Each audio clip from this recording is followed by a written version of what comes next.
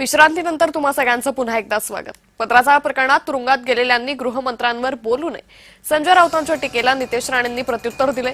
खिचडीमध्ये पैसे खाणाऱ्या देशाच्या गृहमंत्र्यांवर बोलण्याची हिंमत करू नये असं म्हणत नितेश राणेंनी संजय राऊतांवर निशाणा साधलाय।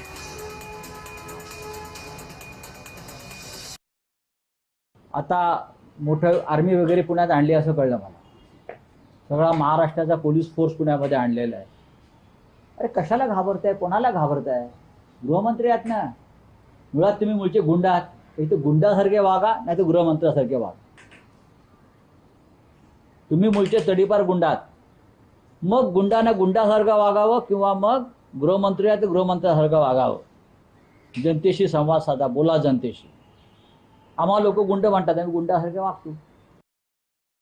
पत्राचारीच्या केसमध्ये ज्याच्यावर मराठी कुटुंबियाचं घर हडपण्याचा ज्याच्यासाठी तो जेलमध्ये जाऊन आला, तर हा श्री 420 आहे। आणि म्हणून अशा पद्धतीच्या 420 आमच्या देशाच्या गृहमंत्र्यांवर टीका करण्याची त्याची लायकीच नाही आहे। अहो, लोकांना खिचडीमध्ये पैसे खाणारे, गोरगरिबांसाठी जी खिचडी होती त्याच्यातून पैसे खाणारे ह्याच्यासारखा 420 यांनी आमच्या देशाच्या गृहमंत्र्यावर बोलण्याची हिंमतच करू नये।